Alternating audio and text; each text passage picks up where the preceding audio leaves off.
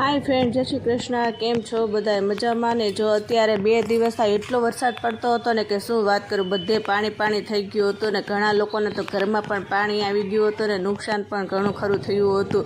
તો આજે વાતાવરણ સારું છે ને વરસાદ પણ નથી અને સ્કૂલ પણ ચાલુ થઈ ગઈ હતી। હું સ્નેહને સ્કૂલે મૂકવા આવી હતી ને પછી મારે થોડી ઘણી ખરીદી પણ કરવાની હતી, તો મેં ખરીદી કરી લીધી અને ઘરે પણ આવી ગઈ ને જો જે પણ વસ્તુ કંઈ મેં લીધું તમારી સાથે શેર કર્યું છે। જો આવી થોડી ઘણી વસ્તુ જે આપણે જોતી હતી એ લીધી અને સ્નેહ સાથે હોય એટલે ભાગ ન લેવડાવે એવું બને। જો થોડો ઘણો ભાગ લીધો અને પછી ઘી પૂરું થઈ ગયું હતું, ઘી અને આ મેગી મસાલા લીધા હતા।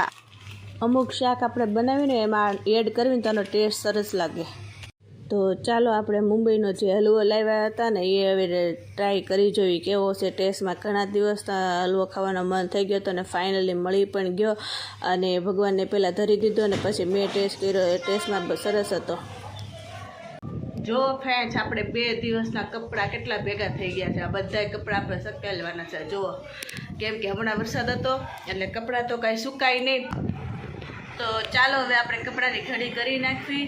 અને જો સ્નેહભાઈ કેવું કર્યું, સ્કૂલમાં ગમે ત્યારે શાક આપું ને તો ખાઈ ન આવે એટલે એને પછી ઘરે ખવડાવવાના। જો એ શાક ખાય છે એ જુઓ, ચાલો તમને બતાવી દો। જો એ શાક જરીક જરીક ખાય, જુઓ એને શાક ખાતા બહુ પીવી પડે। અલે શાક ખા, હાલ બધું શાક ખૂટવાડવાનું છે। નીચે બેસ। હા તો ત્યાં ખાઈ નવાય ને, ઘેરે ન ખૂટે તો નીચે બેસી ખા બસ। નહીં ખાવાના છે, જ્યાં સુધી શાક ન ખૂટે ને ત્યાં સુધી ઊભું નથી થવાનું। હા નથી કરવા, નથી ખૂટી ગયા। ખા મેં શાક, આય પલોઠી વાળી શાક ખા। તને રોટલી આપી જોઈએ હારે ખાવા, તો રોટલી ખાઈ જવાય ને, તો ઘેર આવીને શાક ન ખાવું પડે। બંધ નથી કરવું સ્નેહુ, તું કેમ એમ શાક ખાવાનું હોય, રોટલી ખાઈ એટલે તો જા। તો ફ્રેન્ડ જો આવું એ કરે, સ્કૂલમાં આપણે શાક ને રોટલી ને આપી તો રોટલી ખાઈ જાય અને શાક પાછું બધી લાવે, દરરોજ એવું કરે। પછી આજ તો મેં કીધું તારે શાક ખાઈને જ ઊભું થવાનું છે। તમારા છોકરા એવું કરે છે કે નહીં, મને કોમેન્ટમાં જરૂર કહેજો। તો ચાલો હવે ફટાફટ આપણે કપડાની ઘડી કરી નાખવી, પછી મળીએ પાછા આગળ વિડીયોમાં। તો ફ્રેન્ડ જો આવી રીતના આપણે ક્યારેક ક્યારેક આપણા છોકરાને પનિશમેન્ટમાં દેવું જોવું જરૂરી છે, કેમ કે એ લોકોને આપણે કહેવી નહીં, સમજાવી નહીં તો એને સમજ પણ ન આવે અને એમને બધું ચાલ્યા રાખે। એટલે છે ને આવી રીતના ક્યારેક ક્યારેક એને ઘરે બેસાડીને શાક ખવડાવીને તો શાક ખાતા શીખી જાય। ઘણીવાર આવું કરે છે કે જે વસ્તુ એને ભાવતી હોય ને એ ખાય, બીજી વસ્તુ તે પડી રહેવા દે છે, પણ બધી ખાવું જરૂરી છે, એવું નથી કે એને ભાવે એ જ ખાવું જોઈએ। તો આ તો બધું ચાલતું રહેશે। તો જો આવી રીતના આપણે કપડાને બધી ઘડી કરી નાખી ફટાફટ, અને પછી કામકાજ તો આપણું જે ઘરનું હોય એ તો ચાલતું જ રહેવાનું છે આવી રીતના। પછી આવી રીતના જો મારા બધા કપડાં હતા ઘડી થઈ ગયેલા, બધા બેડરૂમમાં લાવી અને સરસ મજાના જો હવે આપણે કબાટમાં ગોઠવી દઈશું। ચાલો તો જો અમારા ચારેયના કપડાની ઘડી થઈ ગઈ છે। આ બાજુ દક્ષના છે અને આ બાજુ સ્નેહના છે। તો ચાલો હવે આપણે ફટાફટ બધા કપડાં ગોઠવી દઈશું। તો આવી રીતના જો સ્નેહ અને દક્ષના કપડાં વ્યવસ્થિત આપણે રાખી દઈશું, કેમ કે છોકરાઓ જ્યારે હાથે કપડાં લેતા હોય ને ત્યારે બધું આવી રીતના વ્યવસ્થિત કપડાં ગોઠવવા પડે છે, કેમ કે જ્યારે એને જોતા હોય ને તો વ્યવસ્થિત બધું મળી જાય, નકર આખો દિવસ ગોતવામાં રહીને બધું વીખી નાખે। તો જો છોકરા હાથા લેતા શીખી જાય ને એટલે એના વ્યવસ્થિત બધું હોય ને એને મળી પણ જાય અને આપણે ચિંતા પણ ન રહે। તો જો આવી રીતના બધાના કપડાં સરસ ગોઠવી દીધા મેં। પછી હાલો આપણે આગળ વધશું કામમાં। તો જુઓ ફ્રેન્ડ્સ, આપણે જો એટલી બધી વસ્તુ છે ને કિચનની જે આપણે જરૂરિયાત વસ્તુ હોય ને એ બધી હું લાવીશું। તો આ જે બધી છે ને ઠેકાણી કરવાની છે। જો આમાં થોડું થોડુંક ભર્યું છે અને અમુકમાં આપણે ખાલી છે તો એમાં બધું ભરવાનું છે, કેમ કે આ છે ને 2-3 દિવસ લાવેલી બધી વસ્તુ પડી હતી પણ ટાઈમ નહોતો મળ્યો ને એટલે છે ને મૂક્યું નહોતું। તો ચાલો હવે આપણે એને બધાને સારી રીતના પેક કરી દેવી અને ભરી દેવી આપણે જે આપણી કાચની બોટલ છે ને એમાં। તો ચાલો પહેલાં તો તમને બતાવી દો કે શું વસ્તુ છે। જો આ ચોખા છે અને આમાંય ચોખા છે, જો આમાં એટલે આ ચોખા આપણે આમાં નાખશું। આમાં ખાંડ છે, આમાંય ખાંડ છે અને આ થોડાક તલ લેવા હતા એટલા, આ તુવેરની દાળ છે, આ મગ છે અને આ છે ને ચોલે સૈણા બનાવી એ છે, નમક છે, ઘી અને આ બધું થોડીક વસ્તુ આવી રીતના વધી હોય ને એ બધી રાખી છે. તો આપણે બધું ચાલો ગોઠવી દેવી.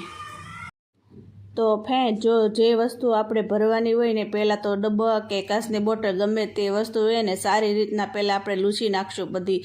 કેમ કે અમુક વસ્તુ ભીની હોય, અમુક વસ્તુમાં કંઈક વસ્તુ ચોટી હોય, તો આવી રીતના જો લૂસીને પછી આપણે વસ્તુ ભરવી તો સારી પણ રહે અને વ્યવસ્થિત પણ રહે. તો જો પહેલાં 2 ખાંડ અલગ ખાંડ હતી ને એને બેયને એક ડબ્બામાં પેક કરી અને આવી રીતના ખાંડને આપણે સરસ મજાનો સ્ટોર કરી દીધી.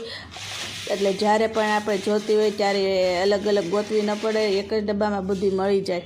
તો જો મેં ખાંડ પણ આપણે આવી રીતના પેક કરી દીધી અને જેટલી વસ્તુ વ્યવસ્થિત રાખવી એટલી વસ્તુ બધી સારી રહે. તો જો આવી રીતના પેક કરજો. એટલે ચોમાસું છે અત્યારે તો ઘણીવાર ખાંડ અને જે મીઠું હોય ને એ હાવ ઓગળી જાય. એટલા માટે જો આવી રીતના વ્યવસ્થિત રાખવી ને કોથળીમાં પેક કરી તો વ્યવસ્થિત રહે. પછી જો ચોખાનો વારો આવી ગયો તો ચોખા બધા અલગ હતા. થોડાક મારી પાસે હતા ને થોડાક મારા મમ્મીએ આપ્યા હતા. આવી રીતના જો બંને ચોખા મિક્સ કરી દીધા સારા. કેમ કે આ તો રેગ્યુલર વસ્તુ છે એટલે એ આપણે નવું હોય તો ચાલે, કેમ કે એ તો વપરાઈ જવાનું હોય.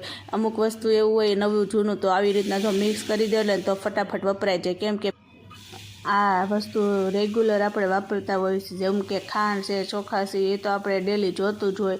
એટલે એ આગળ પાછળ આપણે ચાલ્યા રાખે આવી રીતના.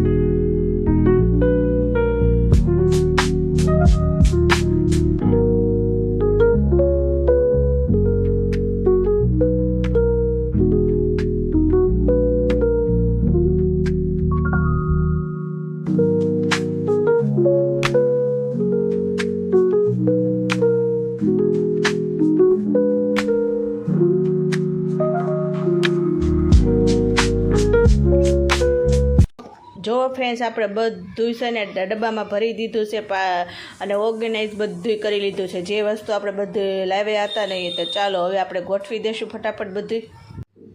પછી સ્નેહ હતો ને ઘરે, તો સ્નેહને મેં બોલાવ્યો અને સ્નેહને હું બધું વસ્તુ અંબાવતી ગઈ અને સ્નેહ ઉપર મૂકતો ગયો. જે રીતના હું કહેતી ગઈ એ રીતના.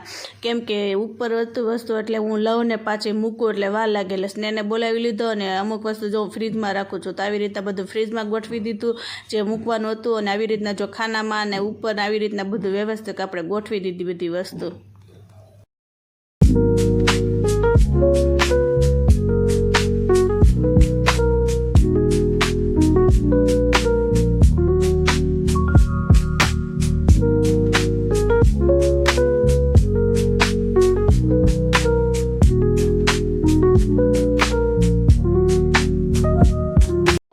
જો આપણે બધી વસ્તુ જે પણ લેવા હતા કરિયાણું એ બધું આપણે છે ને વ્યવસ્થિત બધામાં ભરી દીધું છે. અને આવી રીતના બધી વસ્તુ જો લાવ્યા હોય ને બધું પેક કરેલું હોય તો એને બધું વ્યવસ્થિત ગોઠવવું પડે અને બધું ભરી દેવું પડે ટાઈમે. તો જો આપણે આજનો જે રસોડાનું વસ્તુ એ આપણે જો ઓર્ગેનાઇઝ કરી દીધું છે આવી રીતના. આ બધું કામ હું પતાવી રહીને ત્યાં વોશિંગ મશીનવાળા રિપેર કરવા આવી ગયા. કેમ કે 2 દિવસ તમારું વોશિંગ મશીન બંધ પડ્યું હતું તો એને પણ આજે જો રિપેર કરાવી લીધું મેં. પછી થઈ ગઈ હતી દીવાબત્તીનો સમય અને સરસ મજાના ભગવાનને દીવાબત્તી પણ કરી લીધા અને આવી રીતના ઘરનું કામ આજે પૂરું કર્યું. પછી અને આજે તો તેલનો ડબ્બો પણ પૂરો થઈ ગયો હતો તો વિપુલની હેલ્પ લીધી. તો વિડીયો પસંદ આવ્યો તો લાઈક કરજો, શેર કરજો, કોમેન્ટ કરજો અને ચેનલમાં નવા હોય તો સબસ્ક્રાઈબ કરી લેજો. ચાલો ફરી પાછા મળશું. બાય.